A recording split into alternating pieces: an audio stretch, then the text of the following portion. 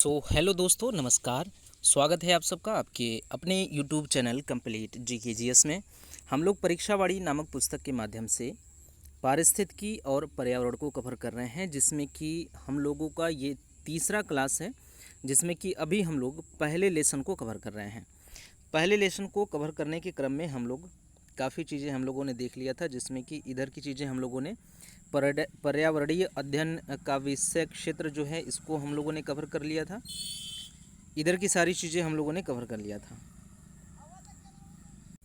हम लोग जो पढ़ रहे थे वो ये पढ़ रहे थे कि मानव और पर्यावरण का जो संबंध अंततः आकर के बिगड़ गया। जो मानव कभी एक पर्यावरण का कारक मात्र हुआ करता था, अभी क्या हो गया, एक विध्वंसकर्ता हो गया है। तो ये क्रम किस प्रकार से परिवर्तित हुआ, इनके बीच का संबंध किस प्रकार से बदला और किस किस काल में किस प्रकार से संबंध बदलते हुए अंततः आकर के मनुष्य पर्यावरण का विध्वंसकर्ता बन गया। तो इस क्रम में हम लोगों ने बात किया था कि 4 चरणों में होकर ये संबंध बदला था इन लोगों का।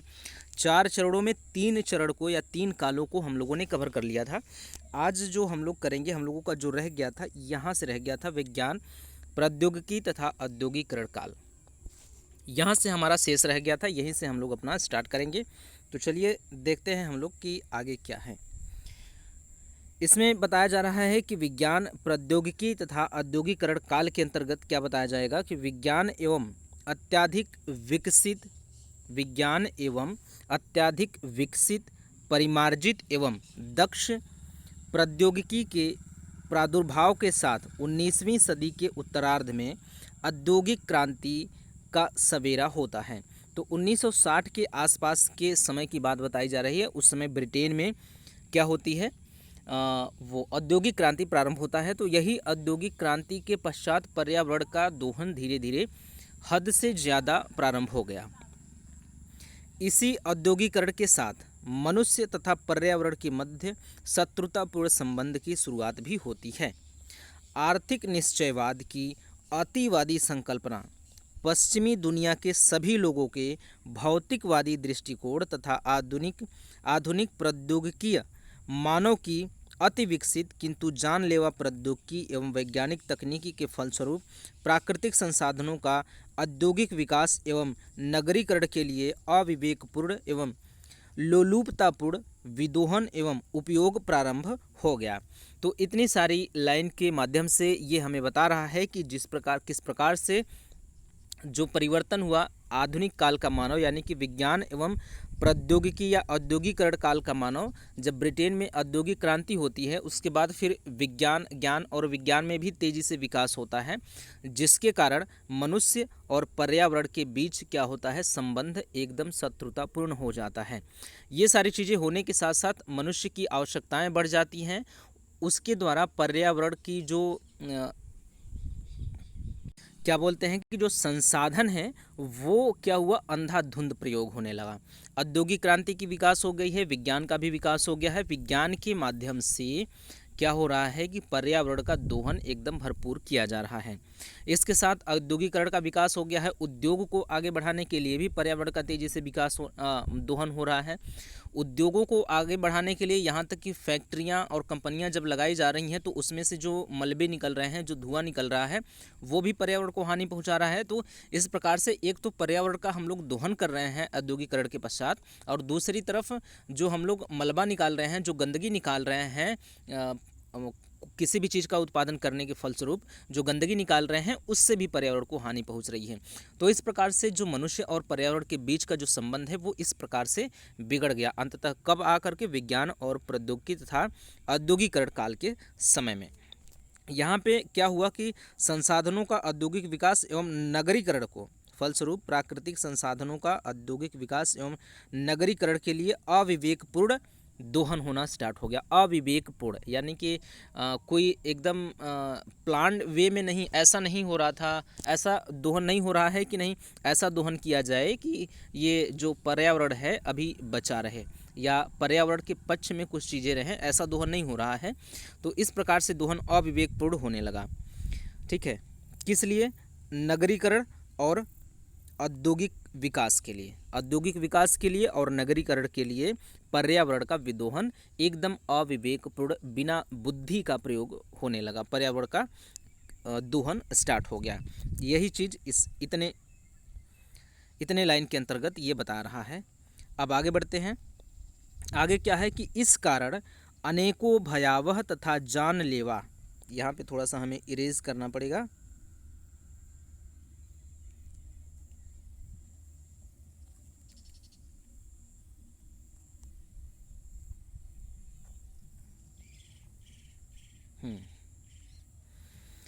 आगे है कि इस कारण अनेकों भयावह तथा जानलेवा पर्यावरणीय समस्याओं का प्रादुर्भाव हुआ। ठीक है, इसके बाद बताया जा रहा है कि आधुनिक प्रौद्योगिकी मानव के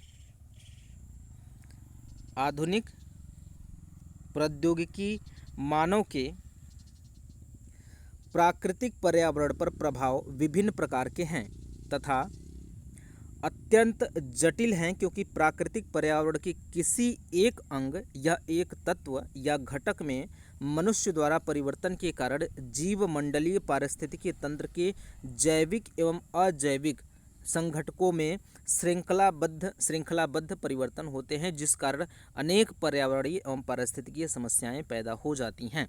तो एक श्रृंखलाबद्ध परिवर्तन प्रारंभ होता है। श्रृंखलाबद्ध परिवर्तन का मतलब आप ये समझिए कि अगर हम मान लीजिए कि जो आमतौर पे हम लोग बात करते हैं पर्यावरण को दूषित होने के संदर्भ में, तो वो इसी बात पे चर्चा करते हैं कि पेड़ों की कटाई हो रही है। तो मान लेते हैं हम लोग कि पेड़ों की कटाई अगर हो रही है,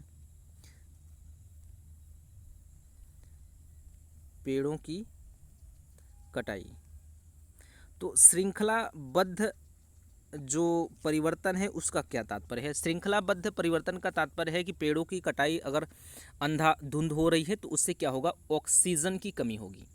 क्या होगा? ऑक्सीजन की कमी आएगी। ठीक है, यहाँ पे आप देखेंगे कि ऑक्सीजन जो है उसमें कमी होगी, ऑक्सीजन में कमी होगी। प्लस आप आगे चल के देखेंगे तो क्या होगा कि मौसम जो है, अभी जूम आउट कर देंगे हम लोग तो साफ साफ एक साथ दिखेगा। जो मौसम का जो कालक्रम है, मौसम के चक्रण में क्या हो जाएगा? परिवर्तन हो जाएगा। अब मौसम के चक्रण में परिवर्तन से क्या होगा?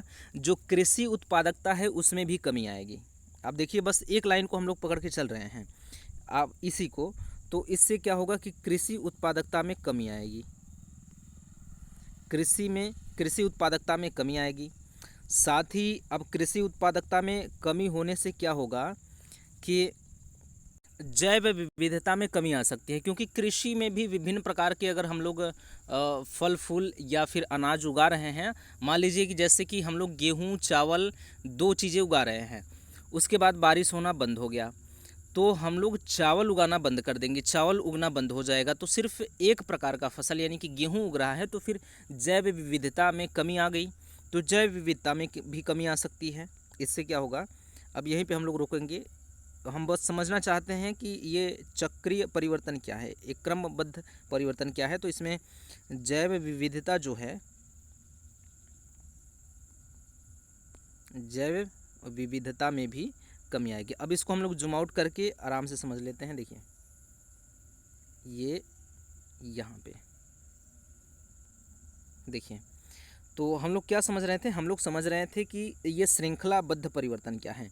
तो एक परिवर्तन से जुड़े हुए विभिन्न प्रकार के कई परिवर्तन देखने को मिल जाएंगे, वो श्रृंखलाबद्ध परिवर्तन है। जिस तरह से हमने देखा कि यहाँ पे अगर हम लोग पेड़ों की कटाई कर रहे हैं तो वहाँ से O2 में कमी आएगी, ऑक्सीजन में कमी होने की वजह से मौसम के चक्रण में परिवर्तन होगा, इससे कृषि उत्पादकता कम होगी, जिससे जैव विविधता कम होगा। जैव विविधता कम होगा इसका मतलब अन्य जीव जंतु कम होंगे, तो इस प्रकार से एक श्रृंखलाबद्ध परिवर्तन होता है। ऐसा नहीं है कि जब सिर्फ पेड़ों की कटाई की गई है तो सिर्फ कटाई ही की गई है और सिर्फ पेड़ों की संख्या कम हुई है, ऐसा नहीं होता है। उसके साथ साथ एक श्रृंखलाबद्ध परिवर्तन देखने को मिलता है। ये चीज़ यहाँ पे बताया जा रहा है। तो एक भयावह स्थिति पैदा हो जाती है इससे। तो कुल मिला के जो यहाँ पे इतनी लाइन बताई गई है उसका अंततः निष्कर्ष वही निकलता है जो हम लोगों ने समझ लिया है। ठीक है, अब क्या है कि पर्यावरण पर मानव का प्रभाव, अगला जो हम लोगों का है हेडिंग, वो टॉपिक है, वो है पर्यावरण पर मानव का प्रभाव। इसके बारे में हम लोग बात करें तो प्राकृतिक पर्यावरण पर मनुष्य के प्रभावों को दो भागों में बांटा जाता है। क्या किया जाता है? प्राकृतिक पर्यावरण पर मनुष्य के प्रभावों को दो भागों में विभाजित किया जाता है। एक तो होता है प्रत्यक्ष प्रभाव और एक होता है अप्रत्यक्ष प्रभाव। दो प्रकार के प्रभाव होते हैं, एक प्रत्यक्ष प्रभाव और एक होता है अप्रत्यक्ष प्रभाव। तो सबसे पहले हम लोग प्रत्यक्ष प्रभाव के बारे में बात करेंगे। तो हम देखते हैं कि यह एक सुनियोजित एवं संकल्पित होता है। यह परिवर्तन जो होता है, ये प्रभाव जो होता है सुनियोजित होता है, एकदम प्लान्ड वे में होता है और संकल्पित होता है। इसका एक कोई न कोई संकल्प होता है। ये इस प्रकार से जो प्रत्यक्ष परिवर्तन है इसमें देखा जाता है। क्योंकि किसी भी क्षेत्र में आर्थिक विकास के लिए भौतिक पर्यावरण को परिवर्तित या रूपांतरित करने के लिए चलाए जाने वाले किसी भी कार्यक्रम से उत्पन्न होने वाले परिणामों, अनुकूल परिणाम हो या प्रतिकूल परिणाम हो, उससे मनुष्य अवगत रहता है। ठीक है, इसका मतलब ये है कि यहाँ पर बताया जा रहा है कि सुनियोजित होता है। प्रत्यक्ष जो प्रभाव होता है वो सुनियोजित होता है। इसका मतलब कि उसको मनुष्य जानता है कि जो मैं कर रहा हूँ इससे जो परिणाम होगा क्या उत्पन्न होगा। क्योंकि जैसे हम लोग पर्यावरण पढ़ रहे हैं कि हम लोग पेड़ काटेंगे, पेड़ की कटाई अगर करेंगे हम लोग दीवार घर बनाने के लिए या कुर्सी मेज़ बनवाने के लिए या विभिन्न प्रकार के और काम होते हैं पेड़ पौधों, जैसे जब हम लोग मकान बना रहे होते हैं तो ढलैया के लिए उसके क्या करते हैं, ढेर सारी लकड़ियाँ लगती हैं, तो वो पेड़ पौधे से ही आते हैं। तो इस प्रकार से हम देखते हैं कि पेड़ पौधों का काटना विकास के लिए, घर बनाने के लिए और उनके दरवाजे बनाने के लिए और विभिन्न प्रकार के जैसे बेड और मेज़ कुर्सी, ये सारी चीज़ें बनाने के लिए हमें क्या ज़रूरत होगी? लकड़ी की। और उसको उस लकड़ी की आवश्यकता कैसे पूरा होगा? वो पेड़ काट के पूरा होगा। ठीक है, पेड़ काट के पूरा होगा। तो जब हम पेड़ काट रहे होते हैं तो हमें पता होता है कि पेड़ काटने का परिणाम क्या होगा। क्योंकि अभी हम लोगों ने थोड़ा सा पहले बात किया है कि पेड़ काटने से ऑक्सीजन में कमी आएगी, मौसम चक्र में परिवर्तन होगा, कृषि कम होगा, फिर क्या होगा कि जैव विविधता भी कम होगी। इस प्रकार से हमने देखा कि एक श्रृंखलाबद्ध परिवर्तन होता है। इस परिवर्तन से हम अवगत हैं, इसके बावजूद हम पेड़ काट रहे हैं। ये प्रत्यक्ष परिवर्तन है। वही ये बता रहा है कि ये सुनियोजित और संकल्पित होता है। अब क्योंकि ये बताया जा रहा है कि क्योंकि किसी भी क्षेत्र में, इसको हम लोग पहले इरेज कर लें,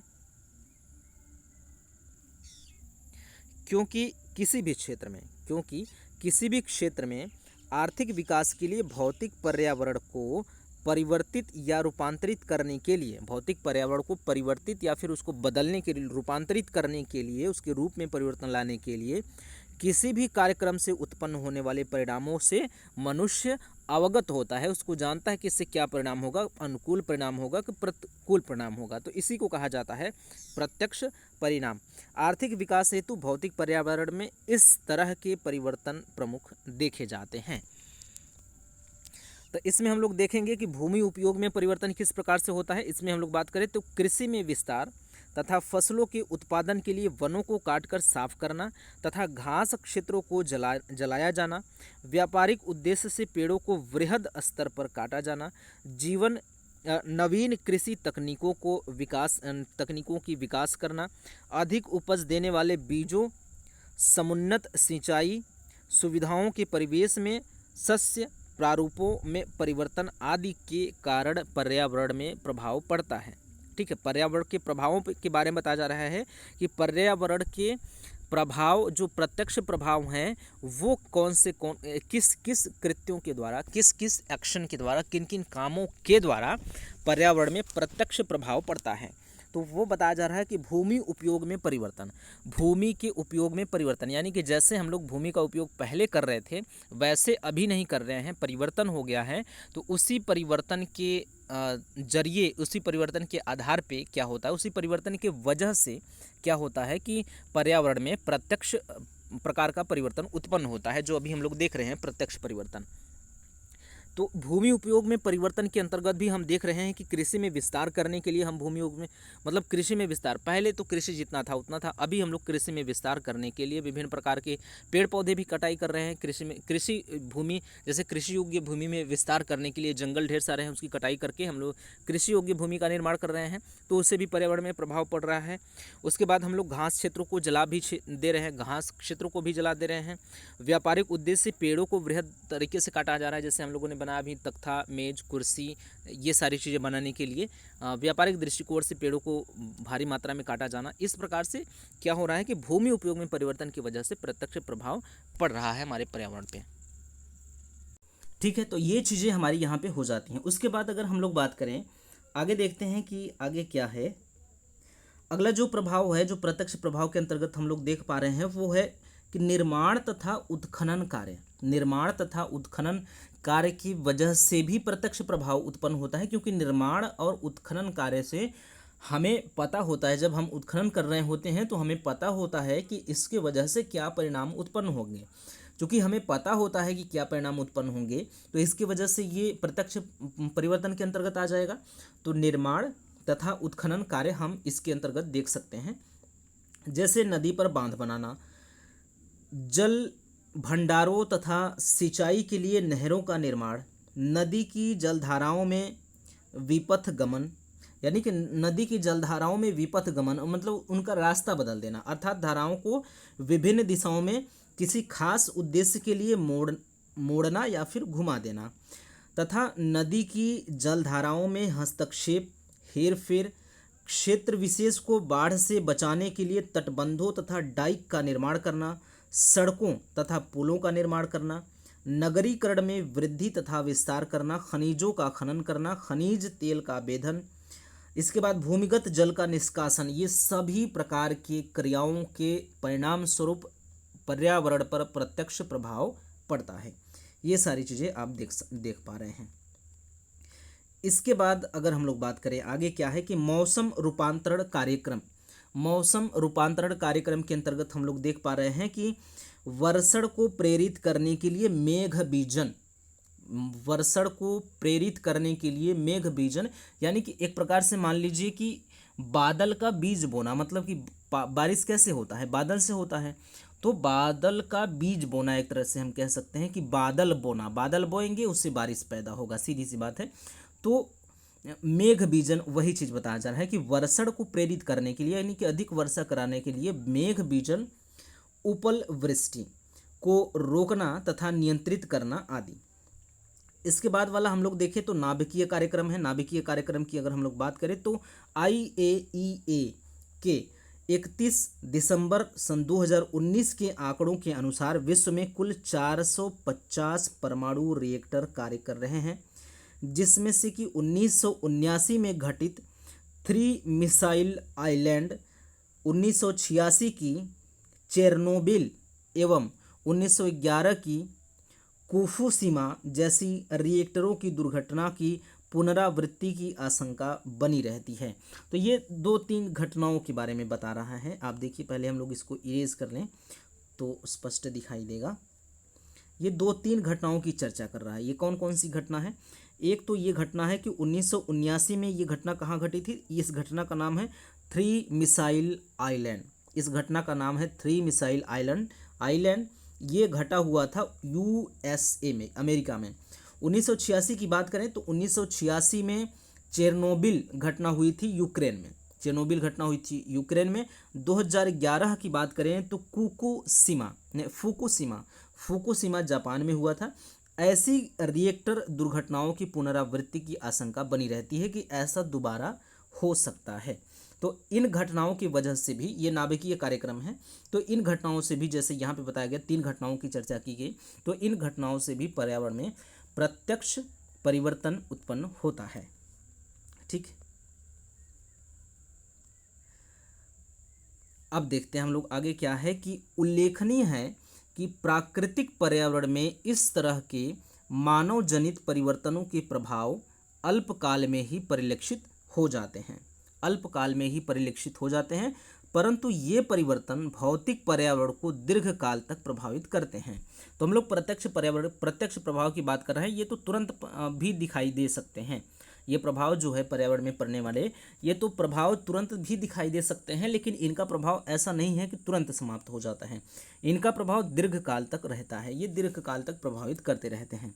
पर्यावरण पर इस मानव जनित प्रत्यक्ष प्रभावों की दूसरी प्रमुख विशेषता ये है कि ये प्रभाव परिवर्तनीय होते हैं, क्योंकि प्राकृतिक पर्यावरण को आर्थिक प्रयोजन से प्रभावित करने के पहले उसकी दिशा तथा दशा परिवर्तनों के बाद उत्पन्न दशाओं के अध्ययन के माध्यम से मनुष्य यह जान सकता है कि आमुक कार्यक्रम द्वारा प्राकृतिक पर्यावरण पर हुए प्रभाव कितने हानिप्रद हैं। तो इसमें वो थोड़ा सा सुधार कर सकता है। इस जानकारी के बाद मनुष्य यदि वह चाहे तो प्रारंभिक कार्यक्रम में समुचित हेरफेर तथा परिवर्तन करके उस कार्यक्रम द्वारा प्राकृतिक पर्यावरण पर पड़ने वाले दुष्प्रभावों को कुछ सीमा तक कम कर सकता है। ऐसे जैसे कि हम लोग किसी रास्ते से जा रहे हैं और वहाँ पे गड्ढा है और हम लोग गिर जाएं, तो जब दोबारा जाएंगे तो हम लोग कोशिश करेंगे कि उस गड्ढे से बच कर जाएं, या ऐसा कोशिश करें कि दोबारा गिरे ना। उससे हम लोग अवगत हो जाते हैं। तो वही चीज़ इसमें बता रहा है। इतने में इसका निष्कर्ष ये निकलता है कि जब मनुष्य इस प्रकार के परिवर्तन पर्यावरण में करता है, इस प्रकार के अपने विकास के लिए इस प्रकार के परिवर्तन पर्यावरण में लाता है, तो उसके साथ जो पर्यावरण में परिवर्तन होता है उससे मनुष्य अवगत हो जाता है कि किस प्रकार के परिवर्तन हो गए। तो जब दोबारा वो काम करता है तो कुछ इस प्रकार से हेर फेर कर देता है अपने काम में कि दोबारा उतना प्रभाव न पड़े पर्यावरण पर जितना कि पिछली बार पड़ा हुआ था। ये चीज़ देखने को मिलता है। उदाहरण के लिए इसको हटा दीजिए। उदाहरण के लिए वन विनाश जो या तो कृषि भूमि के विस्तार के लिए या व्यापारिक उद्देश्य के लिए किया जाता है, इसके कारण मृदा क्षरण की दर में वृद्धि हो जाती है। इस तरह से मृदा क्षरण यानी कि अवनालिका अपरदन का रूप धारण कर लेता है। अत्यधिक भूक्षरण के फलस्वरूप नदियों में अवसादों की मात्रा तथा भार बढ़ जाता है। तो ये इसका परिणाम हमें दिखाई दे रहा है, हमें बता रहा है कि इससे क्या होता है। नदियों के अवसादों से अति भारित हो जाने के कारण उनकी तली का भराव हो जाने से नदी में जलधारा की क्षमता घट जाती है। परिणाम स्वरूप विकट बाढ़ उत्पन्न होता है। तो यहाँ तक चीज़ें हम लोग अभी समझ सकते हैं। देखिए कैसे होता है कि जैसे हम लोग देखते हैं कि जैसे मान लीजिए कि ये क्या है, ये मान लीजिए कि एक पेड़ है, इसके जड़ हैं, ये मिट्टी है। तो पेड़ों की कटाई से क्या होगा, जब हम लोग इस पेड़ को काट देंगे तो आगे क्या होगा कि ये पेड़ यहाँ पे मान लीजिए कि ऐसे, फिर हम लोग जूम कर देंगे तो पूरा स्पष्ट दिखाई दे पड़ेगा हम लोगों को। तो ये पेड़ क्या होगा, समाप्त हो जाएगा। तो समाप्त हो जाएगा तो ये जो मिट्टी बांध के रखा हुआ था, इनकी जड़ जो है, ये जड़ जो मिट्टी बांध के रखे हुए थे, ये जड़ मिट्टी बांध के अब नहीं रखेंगे। अब क्या होगा, यहाँ पे पेड़ की कटाई के बाद, पेड़ की कटाई के पश्चात इसका परिणाम क्या होगा, इसका परिणाम ये होगा कि पौधे का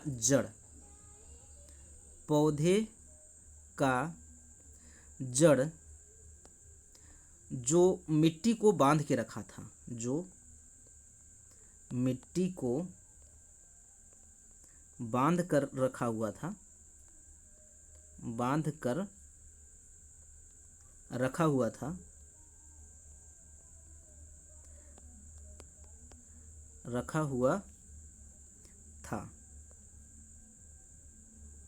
अब वो क्या होगा, अब वह मिट्टी, वहाँ की जो मिट्टी है वो कमज़ोर हो जाएगी। अब वहाँ की भूमि कमज़ोर हो जाएगी।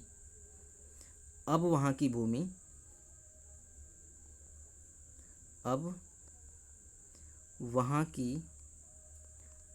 क्या होगी,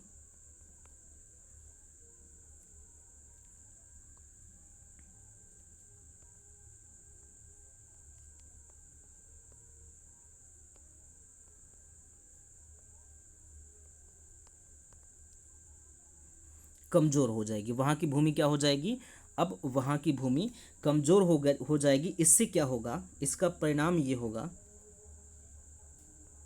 इसका परिणाम ये होगा कि वहाँ का जो मिट्टी का कटाव है तेज़ी से होगा।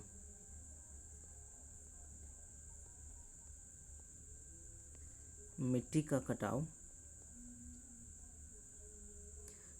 कटाव तेज़ी से होगा।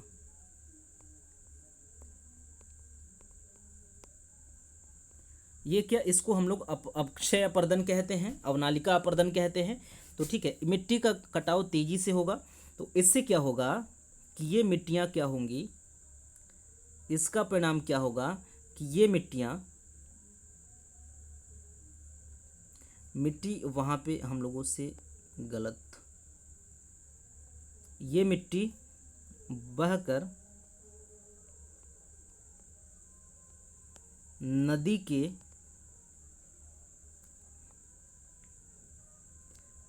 तल में बैठ जाएगी।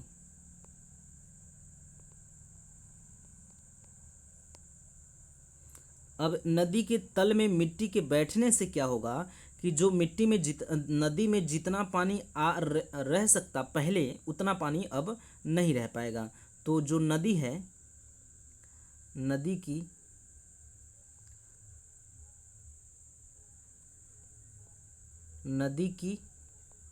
जल धारण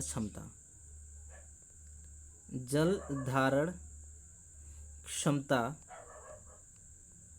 में कमी होगा। जब मिट्टी की जल धारण क्षमता में कमी होगी तो आप सोचिए कि बाढ़ आ जाएगा। परिणाम क्या होगा, इसका जो परिणाम होगा अंततः, इसका परिणाम ये होगा कि बाढ़ की प्रक्रिया हो सकती है। बाढ़, ठीक है। तो ये आप इसको हम लोग जूम आउट कर दे तो हम लोगों को यहाँ पे दिख जाएगा।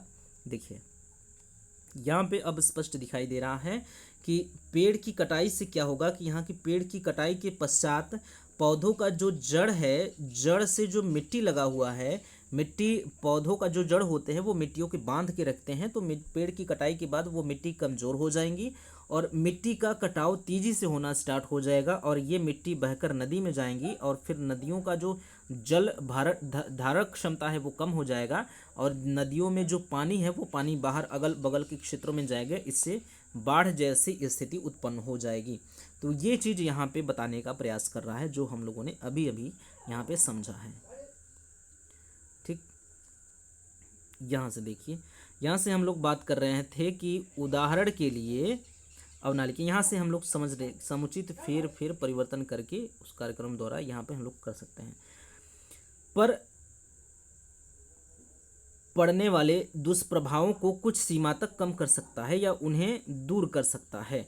उदाहरण के लिए जो वन विनाश है, यहाँ से देखिए, उदाहरण के लिए जो वन विनाश यानी कि जंगलों को कटाव है, या तो कृषि भूमि के विस्तार के लिए व्यापारिक उद्देश्य से किया जाता है या फिर किसी भी कारण से किया जाता है के कारण वन विनाश के कारण मृदा क्षरण की दर में वृद्धि हो जाती है। मृदा के कटाव में, मिट्टी के कटाव की दर में वृद्धि हो जाती है। इस तरह से मृदा क्षरण जो है अवनालिका अपर्दन का रूप धारण कर लेती है। मृदा क्षरण क्या कर लेती है, अवनालिका अपर्दन का रूप धारण कर लेती है। अत्याधिक भूक्षरण से यानी कि अत्याधिक मिट्टी के कटाव के फलस्वरूप नदियों में अवसादों की मात्रा भार बढ़ जाता है। नदियों के अवसादों से अति भारित हो जाने के कारण उनकी तली का भराव हो जाने के से क्या होता है कि नदियों के नीचे जो स्तर, निचला स्तर है, जो ज़मीन है नदियों में, उसमें मिट्टी जो अवसादों का भराव हो जाएगा तो उसमें गहराई कम हो जाएगी तो जल धारण क्षमता कम हो जाएगा। तो नदी में जल धारण की क्षमता घट जाती है। परिणाम स्वरूप विकट बाढ़ उत्पन्न हो जाता है। तो इस प्रकार से उत्पन्न बाढ़ के कारण अपार धन की हानि होती है, धनजन की हानि होती है। इस तरह से प्राकृतिक पर्यावरण के एक संगठक यानी कि वनस्पति समुदाय में परिवर्तन या वन विनाश द्वारा उत्पन्न श्रृंखलाबद्ध प्रभावों को देखा जा सकता है। ये प्रभाव श्रृंखलाबद्ध कैसे हैं, अब देखिए कि निर्वनीकरण, मिट्टी का कटाव होगा, वनों का कटाव होगा, इससे मृदा क्षरण होगा, जिससे अवनालिका अपरदन स्टार्ट हो जाएगा। फिर नदी में अवसाद भर जाएगी, नदी में अवसाद भरने के कारण नदी के पेटे का भराव हो जाएगा, नदी की जलधारण क्षमता कम हो जाएगी, इस कारण क्षमता में ह्रास हो जाएगा, और फिर बाढ़ की आवृत्ति तथा परिणाम में वृद्धि, पर्यावरण में अवनयन तथा धन जन की हानि, इस प्रकार से श्रृंखलाबद्ध परिवर्तन हम देख सकते हैं। ठीक, आगे क्या है कि निर्वनीकृत क्षेत्रों में पुनः वृक्षारोपण द्वारा प्रभावी ढंग से रोका जा सकता है। तो जहाँ पे जंगलों का कटाव हो गया है वहाँ पे पुनः हम लोग अगर वृक्षारोपण करें तो ऐसे प्रभावों को कम किया जा सकता है। इसी तरह से यदि नदी कृषि विधियों द्वारा दुष्प्रभाव हो गया है, यदि नई कृषि विधियों द्वारा दुष्प्रभाव होता है, इसी तरह से यदि नई कृषि विधियों द्वारा दुष्प्रभाव होता है तो कृषि की विधियों में पर्यावरण पारिस्थितिकीय दशाओं के अनुकूल पुनः परिवर्तन करके इन दुष्प्रभावों से छुटकारा मिल सकता है। जहाँ तक स्थानीय एवं प्रादेशिक स्तर पर जलवायु में तथा मौसम में मानव द्वारा परिवर्तन का सवाल है, इनके पश्च प्रभावों के विषय में पहले से विचार नहीं किया जाता है। उल्लेखनीय है कि मनुष्य के लिए ऋतु वैज्ञानिक प्रक्रमों को अनुशासित करना तथा उन पर पूर्ण स्वामित्व स्थापित करना संभव नहीं है। ठीक है, आगे देखते हैं। आगे क्या है कि क्योंकि वायुमंडल में इन प्रक्रमों के नियंत्रण हेतु स्थायी मार्ग व्यवस्था नहीं है, इसके बावजूद मनुष्य अवांछित प्राकृतिक वायुमंडलीय प्रक्रमों तथा तूफानों जैसे कि विभिन्न प्रकार के चक्रवात, हरिकेन, टारनेडो, टाइफून आदि, इसके बाद उपल वृष्टि, वर्षण, मेघ आदि को नियंत्रित कर सकता है या उनकी दिशा को बदल भी सकता है। ज्ञातव्य है कि हरिकेन द्वारा कारित क्षति का मापन साफिर सिम्पसन मापक द्वारा किया जाता है। ठीक है, ये यहाँ से आप देखिए कि ये महत्वपूर्ण है, यहाँ पे प्रश्न पूछा जा चुका है। थोड़ा सा हम लोग इसको इरेज कर लेते हैं।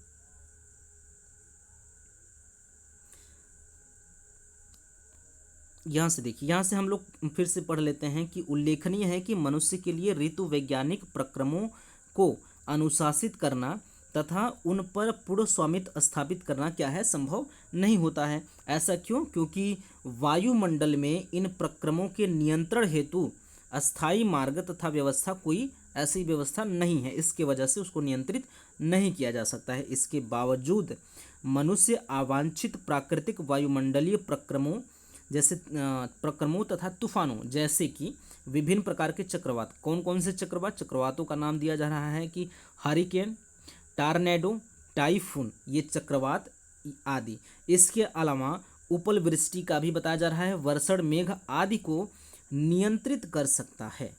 क्या कर सकता है? आदि को नियंत्रित कर सकता है या उनकी दिशा को बदल सकता है। ज्ञातव्य है कि हरिकेन द्वारा कारित क्षति का मापन, हरिकेन द्वारा जो क्षति है उसका मापन किसके द्वारा किया जाता है? उस मापन होता है साफिर सिम्पसन मापक के द्वारा उनका मापन किया जाता है। ठीक है, ये चीज़ यहाँ पे बताया गया। उसके बाद इसके बाद हम लोग आगे देखते हैं कि आगे क्या है। आगे है कि ऋतु वैज्ञानिक तत्वों तथा प्रक्रमों में मनुष्य द्वारा किए जाने वाले प्रत्यक्ष परिवर्तनों में मेघ बीजन सर्व प्रमुख है। तो ऋतु वैज्ञानिक तत्वों तथा प्रक्रमों में मनुष्य द्वारा किए जाने वाले प्रत्यक्ष परिवर्तनों में आपको याद रखना है कि मेघ बीजन जो है, क्लाउड सीडिंग जो है, वो सर्व प्रमुख है। मेघ बीजन का प्रमुख उद्देश्य वर्षण की प्रक्रिया को प्रेरित करके अधिक जल वर्षा प्राप्त करना है। मेघ बीजन की प्रक्रिया के अंतर्गत होता क्या है कि ठोस कार्बन डाइऑक्साइड तथा आयोडीन के कुछ यौगिकों के प्रयोग द्वारा अतिशीलित बूंदों का घनीभवन यानी कि उनको संघनित कराया जाता है। अतिशीतलित बूंदों को क्या किया जाता है? उनको संघनित कराया जाता है ताकि बादल का निर्माण हो पाए। तो किसके द्वारा? आयोडीन, कार्बन डाइऑक्साइड तथा आयोडीन के कुछ यौगिकों के प्रयोग से जो अति शीतलित बूंद हैं, यानी कि जो बूंद हैं, जो शीतलित बूंद है, जो वायुमंडल में जो वायु की बूंदें हैं, उनको घनीभूत कराया जाता है, संघनित कराया जाता है, एक जगह कराया जाता है ताकि बादल का निर्माण हो जाए। तो ये प्रक्रिया है मेघ विजन का। ठीक है, तो सम्मिलित होता है इसमें, ये सारी चीज़ें करना सम्मिलित होता है। सिंचाई तथा पेयजल के लिए भूमिगत जल का निष्कासन। सिंचाई तथा पेयजल के लिए भूमिगत जल का निष्कासन प्रायः देशों में किया जाता है, सभी देशों में किया जाता है, परंतु भूमिगत जल के विदोहन का परिणाम इतना भयावह होता है कि वह मनुष्य तथा समाज के लिए विनाशकारी हो जाता है। ज्ञातव्य है कि भूमिगत जल के अधिकाधिक विदोहन के कारण सतह के नीचे वृहदाकार कोटर बन जाते हैं तथा बाद में कभी कभी ऊपरी सतह पर धंस जाती है। सागर तटीय स्थित शहरों में पेयजल की प्राप्ति के लिए भूमिगत जल के विदोहन के कारण सतह के नीचे निर्मित कोटरों में सागर का खारा जल प्रविष्ट हो जाता है, जिस कारण भूमिगत जल भी दूषित हो जाता है। बुकलिन शहर की बात करें जो संयुक्त राज्य अमेरिका में है, तो यहाँ पे इस प्रकार की घटना देखी गई है। तो बुकलिन शहर जो कि संयुक्त राज्य अमेरिका में है, इसमें भूमिगत जल के निष्कासन से पर्यावरण पर पड़ने वाले दुष्प्रभाव को देखा गया है। ये उसका एक अच्छा उदाहरण है कि भूमिगत जल का प्रयोग करने से जिस प्रकार से पर्यावरण पर प्रभाव पड़ता है, इसका जो एक जीता जागता और एक प्रमुख उदाहरण है वो है बुकलिन शहर, जो कि कहाँ पर है? संयुक्त राज्य अमेरिका में। आगे हम लोग बात करें अगर इसके बारे में, तो हम देखते हैं कि भूमिगत जल के अत्यधिक निष्कासन के कारण स्थल का धंसाव, भूमिगत जल के अत्यधिक निष्कासन के कारण स्थल का धंसाव भी होता है, मुख्य रूप से उन क्षेत्रों में जहां पर धरातल का निर्माण असंगठित तथा ढीले पदार्थों से हुआ है। जहां पर हम देखते हैं कि जो भूपर्पटी है, जो धरातल का निर्माण है, असंगठित या फिर कमज़ोर चट्टानों से या कमज़ोर सतहों से हुआ है, तो वहाँ का अगर आप भूमिगत जल निकाल लेंगे तो वहाँ की मिट्टी नीचे दब जाएगी, धंस जाएगी। तो वहाँ पे इस प्रकार की प्रक्रिया होती है। विश्व के कई भागों में भूमिगत जल के अत्यधिक निष्कासन तथा विदोहन के कारण स्थलीय भाग में धंसाव की घटनाएं हुई हैं। संयुक्त राज्य अमेरिका की सन जोवाकिन नदी में कई स्थानों पर, खासकर कैलिफोर्निया में 1 से 3 मीटर तक स्थल में धंसाव हुआ है। तो ये उसका एग्जाम्पल बताया जा रहा है, आप देख सकते हैं उसके एग्जाम्पल के रूप में। ठीक, आगे बढ़ते हैं। आगे क्या है कि निर्माण कार्यों द्वारा सतह के नीचे स्थित शैलों के संतुलन में अव्यवस्था उत्पन्न हो जाती है।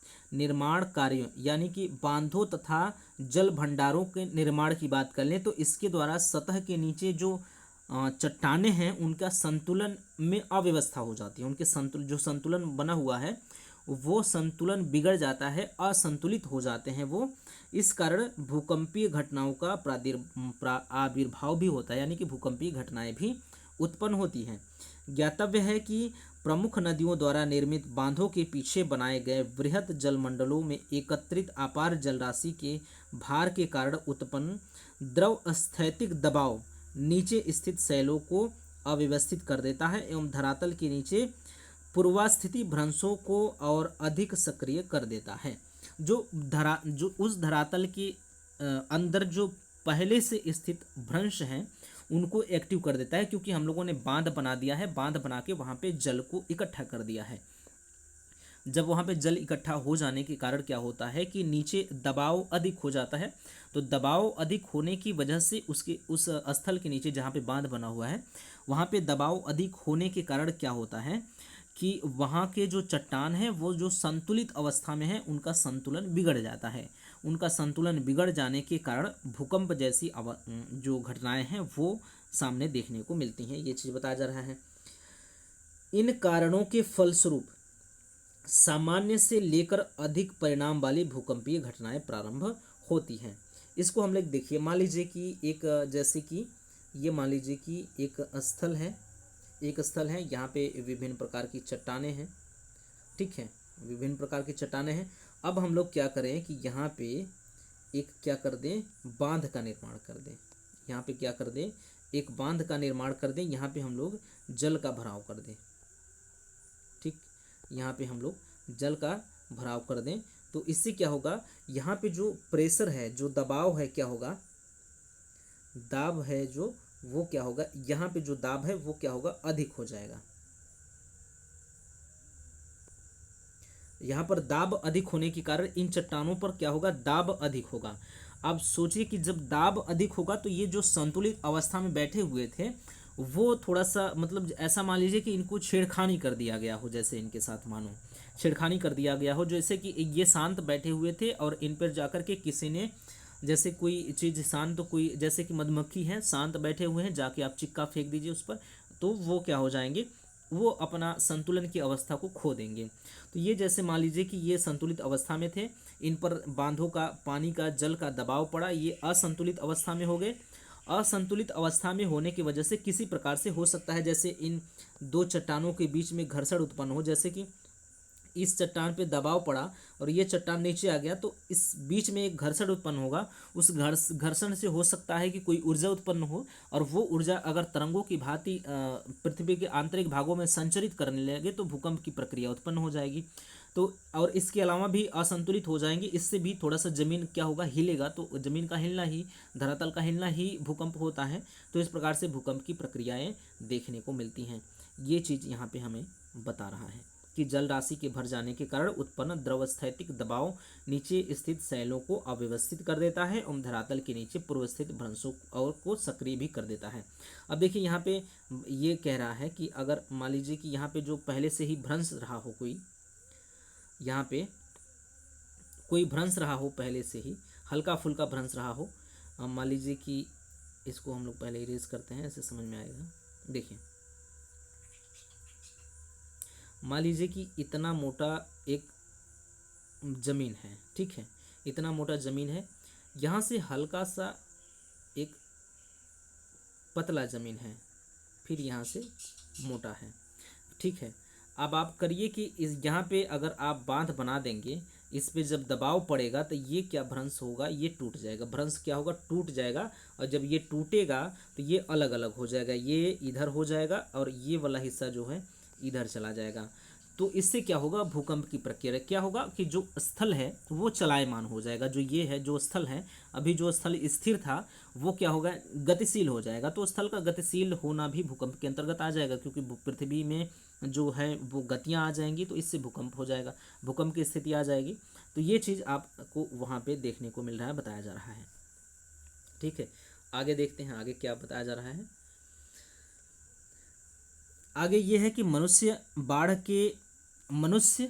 बाढ़ नियंत्रण के उपायों, जल भंडारण की रचना, नदी के जल को उसकी घाटी में ही सीमित करने के लिए तटबंधों तथा बाढ़ दीवालों के निर्माण, बाढ़ विपथ गमन के तंत्रों, सरिता जल मार्ग में परिवर्तन आदि द्वारा नदी की प्राकृतिक व्यवस्था तथा उनकी पारिस्थितिकी में कई तरह से परिवर्तन करता है। ठीक, यहाँ तो हमारा जो प्रत्यक्ष प्रभाव था वो समाप्त हो जाता है। अब हम लोगों का स्टार्ट होता है अप्रत्यक्ष प्रभाव। अप्रत्यक्ष प्रभाव के अंतर्गत हम लोग देखें तो मनुष्य द्वारा पर्यावरण पर अप्रत्यक्ष प्रभाव न तो पहले से सोचे गए होते हैं और न ही सुनियोजित होते हैं। ऐसे प्रभावों को हम लोग अप्रत्यक्ष प्रभाव कहते हैं। पर्यावरण पर मानव के क्रियाकलापों से जनित अप्रत्यक्ष प्रभाव आर्थिक विकास की रफ्तार को तेज करने के लिए, खासकर औद्योगिक विकास में विस्तार, मनुष्य द्वारा किए गए प्रयासों तथा कार्यों के फलस्वरूप उत्पन्न होते हैं। यद्यपि आर्थिक विकास के लिए किए जाने वाले इस तरह के कार्यकलाप या क्रियाकलाप आर्थिक रूप से महत्वपूर्ण हो सकते हैं, परंतु इनके द्वारा उत्पन्न होने वाले पश्च प्रभाव, जो उसके बाद जो प्रभाव उत्पन्न होंगे, वो निश्चय ही सामाजिक दृष्टि से अवांछनीय होते हैं। ठीक है, आगे क्या है, इधर कुछ समझने वाली चीज़ें नहीं है, जहाँ जहाँ समझने वाली चीज़ें आ रही हैं हम लोग समझ ले रहे हैं वहाँ पे। इसके बाद क्या है कि आर्थिक क्रियाकलापों से जनित पर्यावरण पर पड़ने वाला मनुष्य के अप्रत्यक्ष प्रभाव शीघ्र परिलक्षित नहीं होते हैं। तो जो अप्रत्यक्ष प्रभाव होता है वो तुरंत नहीं दिखाई देता, ये बाद में दिखाई पड़ता है, ये चीज़ बताया जा रहा है। इसका प्रमुख कारण है कि आर्थिक क्रियाओं तथा उनसे उत्पन्न होने वाले परिणामों में समय शिथिलता, अर्थात आर्थिक क्रियाकलापों द्वारा पारिस्थितिक तंत्र के कुछ संघटकों में सामान्य स्तर से मंद गति वाले परिवर्तन होते हैं तथा ये परिवर्तन पारिस्थितिकीय तंत्र की संवेदनशीलता को पार करने में दीर्घ समय लेते हैं। पुनश्च ये मंद गति से होने वाले परिवर्तन दीर्घकाल तक संचयित होते रहते हैं तथा जब वे पारिस्थितिक तंत्र की इन परिवर्तनों को आत्मसात करने की क्षमता से अधिक हो जाते हैं, तब उनका प्रभाव लोगों के सामने आता है। कभी कभी इस तरह के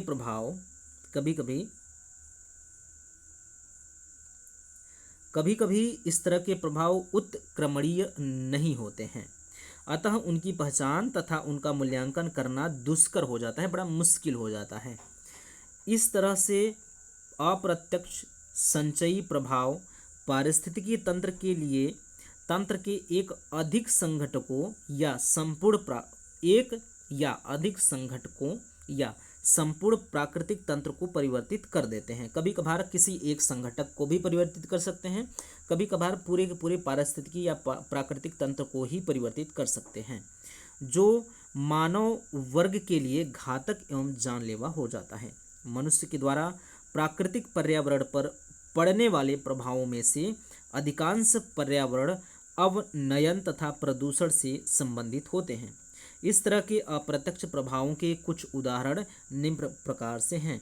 तो इनके जो उदाहरण हैं हम इस प्रकार से देख सकते हैं कि कीटनाशक, रासायनिक दवाओं, रासायनिक उर्वरकों आदि के प्रयोग के माध्यम से जहरीले तत्वों के पारिस्थितिकी तंत्र में विमोचन। तो जैसे कीटनाशक, रासायनिक दवाओं जैसे खाद वगैरह का, रासायनिक उर्वरकों का हम लोग उपयोग कर रहे हैं कृषि में, तो हम लोगों को तुरंत तो अच्छा परिणाम मिल रहा है, हमें जो शीघ्र परिणाम देखने को मिल रहा है वो अच्छा परिणाम मिल रहा है, उत्पादकता अधिक हो रही है। ठीक है, थोड़े से क्षेत्र में हम लोग अधिक उत्पादकता को प्राप्त कर ले रहे हैं तो ठीक लग रहा है। लेकिन अगर दीर्घकालीन परिणाम की बात करें तो जहरीले तत्वों का समावेशन हो जा रहा है मृदा में। जहरीले तत्वों का समावेशन का मतलब से क्या हो जा रहा है कि वहाँ पे मृदा में जो जैव विविधता है उसमें भी कमी आ जाती है। ठीक, इसके द्वारा क्या होता है, जब मृदा में जो जहरीले पदार्थों का समावेशन हो जाता है तो इसके द्वारा आहार श्रृंखला तथा आहार जाल में परिवर्तन हो जाता है। इस संदर्भ में DDT सबसे अधिक जहरीला तत्व होता है। इसी तरह औद्योगिक संसाधनों से निकले जो अपशिष्ट पदार्थ हैं उसके स्थिर जल यानी कि झील, तालाब, जल भंडार आदि नदियों के जल एवं सागरीय जल में विमोचन के कारण जल दूषित हो जाता है। तो इनसे जो उत्पादन इकाइयां हैं, जो कंपनी, जो फैक्ट्रीज हैं बड़े बड़े, उनसे जो अपशिष्ट पदार्थ निकल रहे हैं वो अपशिष्ट पदार्थ नदियों में जाकर, झील में जाकर, तालाब में जाकर, समुद्र में जाकर वो जल प्रदूषण को क्या कर रहे हैं, बढ़ावा दे रहे हैं, जिस कारण कई तरह के रोग भी उत्पन्न हो जाते हैं तथा जल स्थित अनेकों जीवधारियों की मृत्यु हो जाती है। तो जो जल में रहने वाले जीवधारी हैं उनकी भी मृत्यु हो जाती है। बाकी जो जल स्तर है, जो भूमिगत जल है, वो भी क्या हो जाता है, दूषित होता है और उसके दूषित होने के कारण विभिन्न प्रकार की बीमारियां समाज में देखने को मिलती हैं। पर्यावरण के निर्मुक्त हो जाने वाली सूक्ष्म कणिकाएं समुद्री परितंत्रों के लिए अत्यधिक हानिकारक होती हैं।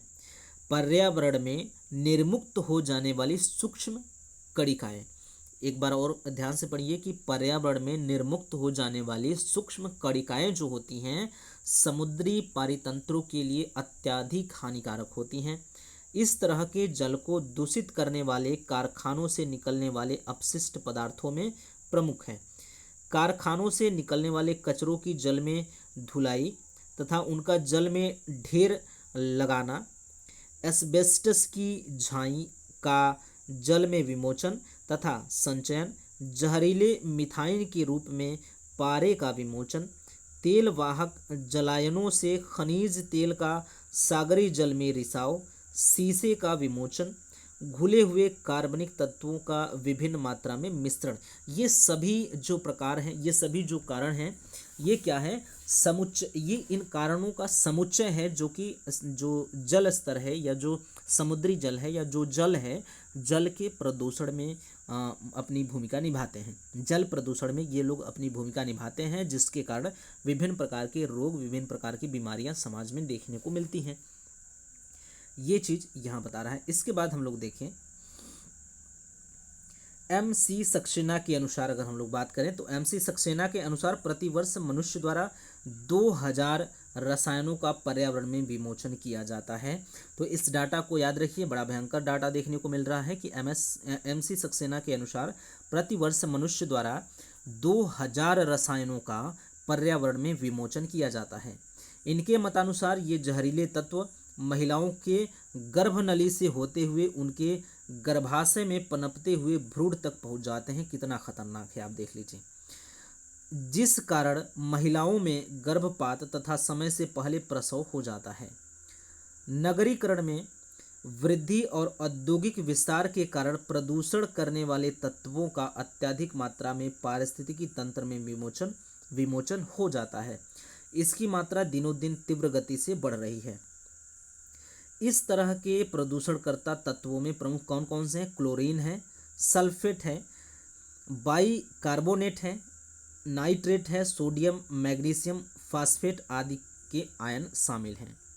इस तरह के प्रदूषणकर्ता तत्व नगरों तथा कारखानों से निकलने वाले कचरा तथा गंदे जल के नालों के माध्यम से जलाशयों, झीलों तथा नदियों तक पहुँचते हैं तथा उनके जल को दूषित कर देते हैं। आगे बात करें तो विकसित देशों एवं कतिपय विकासशील देशों की जो प्रमुख नदियां नगरों तथा कारखानों के आने वाले कचरों तथा गंदे जल के कारण प्रदूषित हो गई हैं। घने बसे देशों तथा औद्योगिक रूप से विकसित देशों से होकर बहने वाली नदियां अपने स्वाभाविक प्राकृतिक स्वरूप को खो चुकी हैं तथा परिवहन, जल तथा शक्ति के तंत्रों एवं मलवाहक नालों के रूप में परिवर्तित हो गई हैं। तो जो नदियां कभी स्वच्छ हुआ करती थी वो एकदम नालों के रूप में, ऐसा लगता है कि मलवाहक नाले, मतलब गंदी ढोने वाली नालियां या गंदी नालियां कह लें हम, तो इस रूप में परिवर्तित हो गई हैं जो पहले की नदियां हुआ करती थी, उसके बारे में बताया जा रहा है। इसके बाद अगर हम लोग बात करें,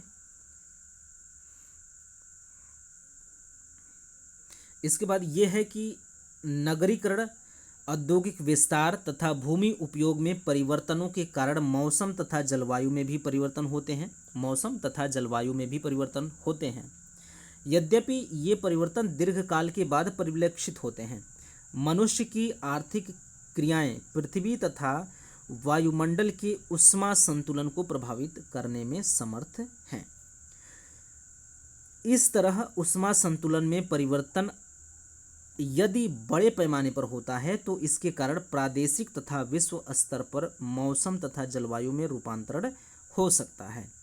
वास्तव में मनुष्य मौसमी दशाओं को निम्न रूपों में प्रभावित करता है। वो कौन कौन से रूप हैं? वायुमंडल के निचले स्तर में उसके प्राकृतिक गैसीय संगठन में परिवर्तन करके, परिवर्तन मंडल एवं समताप मंडल में प्रत्यक्ष यानी कि मेघ बीजन द्वारा तथा अप्रत्यक्ष यानी कि निर्वनीकरण, खनन तथा नगरीकरण द्वारा, संसाधनों से जलवाष्प की मात्रा में परिवर्तन करके, जल धरातलीय सतह में परिवर्तन तथा रूपांतरण के द्वारा यानी कि निर्वनीकरण, खनन, नगरीकरण आदि के द्वारा, निचले वायुमंडल में वायु धुंध के प्रवेश द्वारा, नगरीकरण के द्वारा, औद्योगिक आदि स्रोतों से वायुमंडल में अतिरिक्त ऊर्जा के विमोचन के द्वारा ये सारी चीज़ें होती हैं। तो ये बता क्या रहा है? दरअसल ये बता रहा है कि वास्तव में मनुष्य मौसमी दशाओं को निम्न रूपों में प्रभावित करता है। तो क्या क्या करके प्रभावित करता है, वहाँ पे आपको ये चीज़ें यहाँ पे देखने को मिल जाएगी। इसमें बता रहा है कि किन किन चीज़ों के द्वारा, मतलब निचले वायुमंडल में वायु धुंध के प्रवेश के द्वारा, नगरीकरण के द्वारा, औद्योगिकरण के द्वारा, इसके अलावा मेघ बीजन के द्वारा, फिर पेड़ों की कटाई के द्वारा इस प्रकार से परिवर्तन देखने को मिलता है, इस प्रकार से परिवर्तन होता है, ये चीज़ यहाँ पे बता रहा है। तो एक एक चीज़ को यहाँ पे अपने दिमाग में बैठा लीजिएगा। आगे बढ़ते हैं। आगे क्या है कि हाइड्रोकार्बन ईंधनों के जलाने से वायुमंडल में कार्बन डाइऑक्साइड के सांद्रण में वृद्धि होती है। तो हाइड्रोकार्बन ईंधन के जलाने से वायुमंडल में कार्बन डाइऑक्साइड की मात्रा बढ़ जाती है, ये याद रखिए आप। औद्योगिक क्रांति के पहले वायुमंडल में कार्बन डाइऑक्साइड की मौलिक मात्रा जो थी वो 0.029% या फिर 290 ppm यानी कि पार्ट पर मिलियन थी। परंतु वर्तमान समय में वायुमंडल में कार्बन डाइऑक्साइड की जो मात्रा या सांद्रण है उसकी बात कर लें तो 0.0379% या फिर 379 ppm तक हो गया है, जो कि औद्योगिक क्रांति के पूर्व कार्बन डाइऑक्साइड के स्तर में 25% की वृद्धि को दर्शाता है। तो औद्योगिक क्रांति के बाद जो कार्बन डाइऑक्साइड का प्रतिशत है और इसमें वायुमंडल में वो 25% बढ़ चुका है। ज्ञातव्य है कि वायुमंडलीय कार्बन डाइऑक्साइड में वृद्धि होने से वायुमंडल के ऊष्मा संतुलन में परिवर्तन हो जाता है, क्योंकि कार्बन डाइऑक्साइड अधिक पार्थिव विकिरण का अवशोषण करके वायुमंडल तथा पृथ्वी की सतह को गर्म करती है। ये चीज़ आप ऐसे समझ सकते हैं, एक मिनट देखिए, ऐसे देखिए, जो यहाँ पे जो बताया जा रहा है, मान लीजिए कि ये सूर्य है, सूर्य से प्रकाश क्या हो रहा है, धरातल पर क्या करता है, ये मान लीजिए सूर्य का प्रकाश आ रहा है। दिन में सूर्य का प्रकाश आता है, फिर रात को क्या करता है, ये प्रकाश फिर कुछ मात्रा में चला जाता है, ठीक है। लेकिन अगर अब यही सोचिए कि पूरी तरह से अगर प्रकाश धरती पे आए और पूरी तरह से चला जाए तो दिन में पृथ्वी पूरी तरह से गर्म हो और रात में पृथ्वी का तापमान माइनस में हो जाए। लेकिन इसको रोकने का काम करता है कार्बन डाइऑक्साइड, CO2 जो पार्थिव विकिरण है, इसको पार्थिव विकिरण कहते हैं। और जो ये आ रहा है इसको सौरविक विकिरण कहते हैं, इसको पार्थिव विकिरण कहते हैं। तो जो पार्थिव विकिरण है जो वापस जा रहा है उसको होल्ड करता है, उसको रोक कर रखता है कुछ मात्रा में कार्बन डाइऑक्साइड। तो एक उदाहरण के लिए हम लोग मान के चलें कि यहाँ पे मान लीजिए कि यहाँ से 1 2 3 4 5 तापमान आया है, मतलब हम गिना नहीं जा सकता तापमान को, लेकिन हम लोग उदाहरण के रूप में देख रहे हैं कि 5 तापमान पृथ्वी पर आया है और ये 5 तापमान वापस जाना चाहिए, ठीक है। लेकिन 5 तापमान इसलिए नहीं जा पाता क्योंकि इसमें से 3 तापमान ही वापस जाएगा। मान लीजिए कि अगर ऐसा 2 कार्बन डाइऑक्साइड है, CO2 कितना है, 2 है, 2 कार्बन डाइऑक्साइड हैं, तो इन 2 तापमानों को रोक लेगा, सिर्फ 3 तापमान ही ऊपर जा पाएंगे। तो 2 तापमान यहाँ पर रुक के पृथ्वी का जो वायुमंडल है, जो इसका वायुमंडल है, उसके तापमान को मेंटेन बनाए रखेंगे। लेकिन अब आप सोचिए, हम लोग एग्जाम्पल ले रहे हैं, बस तापमान गिना नहीं जा सकता, ये याद रखिए। अब हम लोग आगे अगर देखें तो स्थिति ऐसी मान लीजिए कि कार्बन डाइऑक्साइड 3 हो गया, CO2 जो है इनकी संख्या क्या हो गई, 3 हो गई बढ़ करके। जब CO2 3 हो गई तो आप सोचिए कि जब पृथ्वी से कितना तापमान जा रहा था, दो तापमान को होल्ड किया जा रहा था, अब कितना किया जाएगा, अब 5 में से इन 3 तापमान को होल्ड कर दिया जाएगा, सिर्फ 2 ही वापस जाएगा। तो इसके वजह से आप सोचिए कि टेम्परेचर खुद व खुद बढ़ जाएगा। जब 2 तापमान रुक रहा था तो तापमान पृथ्वी का बना हुआ था, अब 3 तापमान रुक रहा है, यानी कि मान लीजिए 3 यूनिट तापमान रुक रहा है, तो अपेक्षाकृत अधिक पृथ्वी गर्म होगी। तो ये चीज़ इस प्रकार से होता है, ये चीज़ वहाँ पे बताया जा रहा है, ठीक है। अब देखिए कि सूर्य से प्रकाश धरती पे आ रहा है, धरती से वापस जा रहा है, कुछ प्रकाश कार्बन डाइऑक्साइड रोक लेते हैं। लेकिन जब कार्बन डाइऑक्साइड की मात्रा बढ़ जाती है तो अधिक प्रकाश, अधिक पार्थिव विकिरण को रोक लिया जाता है, जिससे कि पृथ्वी की वायुमंडल में क्या होती है, गर्मी, यानी कि तापमान बढ़ जाता है। तो वही चीज़ यहाँ पे हम लोगों को दिखा रहा है। इसको पहले हम लोग इरेज कर लेते हैं यहाँ तक। अब देखिए, औद्योगिक क्रांति के पहले वायुमंडल में कार्बन डाइऑक्साइड की जो मौलिक मात्रा थी 0.029% या फिर इतना थी, परंतु वर्तमान समय में वायुमंडल में कार्बन डाइऑक्साइड की जो मात्रा सांद्रण की बात कर लें या मात्रा की बात कर लें तो ये 0.0379% या फिर 349 ppm तक हो गया है, जो कि औद्योगिक क्रांति के पहले कार्बन डाइऑक्साइड के स्तर में 25% की वृद्धि का द्योतक है, यानी कि 25% कार्बन डाइऑक्साइड अधिक हो गया है। ज्ञातव्य है, अब यहाँ पे बताया जा रहा है जो हम लोगों ने समझा था कि जो कार्बन डाइऑक्साइड है उसमें वृद्धि होने के कारण वायुमंडल की ऊष्मा संतुलन में परिवर्तन हो जाता है। ऊष्मा संतुलन में यानी कि जितनी ऊष्मा आती जितनी जाती उसमें परिवर्तन हो जाता है, क्योंकि जो कार्बन डाइऑक्साइड है वो पार्थिव विकिरण यानी कि पृथ्वी से जो विकिरण वापस जा रहा है, पार्थिव विकिरण का अवशोषण करके वायुमंडल तथा पृथ्वी की सतह को गर्म करती है। मानव कार्यों द्वारा ओजोन गैस में निम्न रूपों में रिक्तता हो जाती है। तो मानव के कार्यों के द्वारा, मानव के कौन कौन से ऐसे कार्य हैं कि ओजोन की जो परत है वो कम हो जाती है, यानी कि डिप्लेशन कहते हैं, ओजोन डिप्लेशन हो जाती है।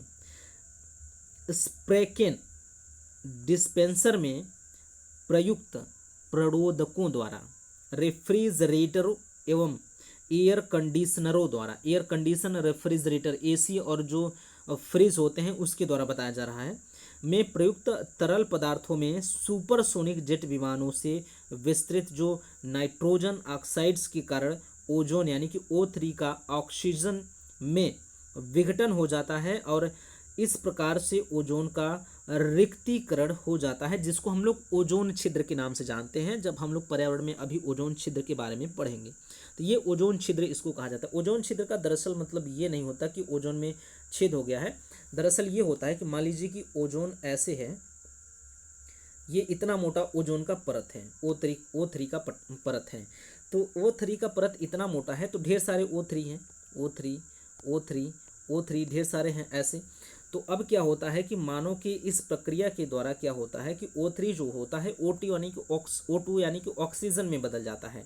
मान लीजिए कि ऐसे था, ये वाला O3 मान लीजिए कि ऑक्सीजन में बदल गया, ये वाला जिसको हम ब्लैक से कर रहे हैं इसको, ये वाला O जो है, ये वाला ओजोन जो है ऑक्सीजन में बदल गया। तो अब यहाँ पे ओजोन तो रह नहीं गया, तो ओजोन का लेयर अब हो गया पतला। ओजोन का लेयर अब क्या हो जाएगा, इस तरह से हो जाएगा। ओजोन का ऐसे ओजोन का लेयर था, यहाँ से ओजोन एक ख़त्म हो गया तो ऐसे हो जाएगा, ओजोन का लेयर हो जाएगा पतला, ठीक है। तो यहाँ से पराबैंगनी किरणें हो सकता है कि पार करके पृथ्वी तक आ जाएं। तो ये ओजोन छिद्र इसको कहते हैं, इसको ओजोन छिद्र कहते हैं। ओजोन का जो स्तर है वो पतला हो जाता है, तो वो चीज़ यहाँ पे आपको देखने को मिल रहा है। इसी को कहा जा रहा है ओजोन का रिक्तीकरण हो जाता है, ठीक। आगे हम लोग देखते हैं, ज्ञातव्य है कि ओजोन गैस पृथ्वी पर वनस्पतियों तथा जंतुओं के लिए रक्षा कवच है, क्योंकि यह सूर्य की पराबैंगनी किरणों को सोख लेती है। हमने अभी बात किया कि पराबैंगनी किरणें उसके नहीं होने, मतलब कि ओजोन परत का जो पतला होना है, अगर पतला हो जाएगा तो उसको छिद्र करके कि पृथ्वी पर ओजोन जो पराबैंगनी किरणें हैं सूरज की प्रकाश की वो आ जाएंगी तथा पृथ्वी की सतह को अत्यधिक गर्म होने से भी बचाती हैं। इस तरह ओजोन की रिक्तता का परिणाम यह होता है कि सूर्य की पराबैंगनी किरणें का वायुमंडल में अवशोषण घटता जाएगा तथा भूतल के तापमान में आवश्यकता से अधिक वृद्धि का परिणाम होगा कि चर्म रोग होगा, चर्म रोग भी होगा, कैंसर में भी वृद्धि होगी, मानव शरीर में प्रतिरक्षण क्षमता में ह्रास होगा, प्रकाश संश्लेषण तथा जल ग्रहण की क्षमता तथा फसलोत्पादन में भी ह्रास होगा, मतलब कमी होगी। सागरीय पर्यावरण पर भी ओजोन की रिक्तता के कारण तापमान में वृद्धि का दूरगामी दुष्प्रभाव होगा, क्योंकि प्रकाश संश्लेषण में कमी के कारण जो फाइटोप्लैंक्टन्स हैं, फाइटोप्लैंक्टन्स जो कि समुद्र में रहने वाले होते हैं, जो फाइटोप्लैंक्टन्स हैं, फाइटोप्लैंक्टन्स की उत्पादकता में ह्रास होगा। इस स्थिति के कारण जो प्लैंक्टन्स में भूखमरी, जू प्लैंक्टन में भूखमरी हो जाएगा, क्योंकि जू प्लैंक्टन अपने आहार के लिए फाइटोप्लैंक्टन पर निर्भर होते हैं। इसके द्वारा जूप्लैंक्टन के कारण लार्वा की मर्त्यता भी प्रभावित होगी। यानी कि मॉर्टेलिटी मतलब मृत्यु दर जो होता है, मर्त्यता मतलब मृत्यु दर होता है, वो प्रभावित होगी। तो इसकी मर्त्यता यानी कि मृत्यु दर प्रभावित होगी। सागरीय पारिस्थितिकी तंत्र की जातियों की संगठन में परिवर्तन हो सकता है, क्योंकि कुछ जातियां पराबैंगनी किरण को सहन नहीं कर सकती हैं। पराबैंगनी विकिरण को फोटोकेमिकल प्रक्रियाओं को भी तेज कर देता है। जो पराबैंगनी विकिरण है वो फोटोकेमिकल प्रक्रियाओं को भी तेज कर देता है, जिस कारण जहरीला कुहरा बनता है। ठीक है, ये चीज़ यहाँ तक होता है कि पर्यावरण पर मानव का प्रभाव, प्रत्यक्ष प्रभाव होता है, अप्रत्यक्ष प्रभाव, दोनों प्रभावों को हम लोगों ने यहाँ पे देख लिया है। ठीक है, यहाँ पे हम लोगों का 1 घंटा समाप्त होने को आ गया है। 1 घंटा समाप्त होने को आ गया है, इसलिए यहाँ पे हम लोग क्लास को अवरोधित करेंगे। यहाँ पे क्लास को हम लोग रोकेंगे। अगला जो हम लोगों का क्लास होगा यहाँ से स्टार्ट होगा मानव पर्यावरण संबंधित अवधारणा। मानव पर्यावरण संबंधित अवधारणा से संबंधित, चूंकि हमने बात किया था पिछले वीडियो में, पिछले क्लास में हम लोगों ने कहा था कि अगले क्लास में यानी कि इस क्लास में क्या होगा कि पहला लेसन समाप्त हो जाएगा, जो कि नहीं हो पाया, इसके लिए मैं क्षमा प्रार्थी हूँ। लेकिन अगले क्लास में ज़रूर ये समाप्त हो जाएगा, क्योंकि इसके बाद थोड़ा सा ही बचा हुआ है। जैसे ही ये लेसन समाप्त होता है उसके बाद इतना टाइम नहीं लगेगा एक लेसन को समाप्त करने में। एक लेसन एक एक क्लास में, एक एक वीडियो में समाप्त हो जाएगा। तो आज के लिए यहीं पे हम लोग क्लास को रोकते हैं। मिलते हैं अगले वीडियो में, तब तक के लिए धन्यवाद। Thank you very much.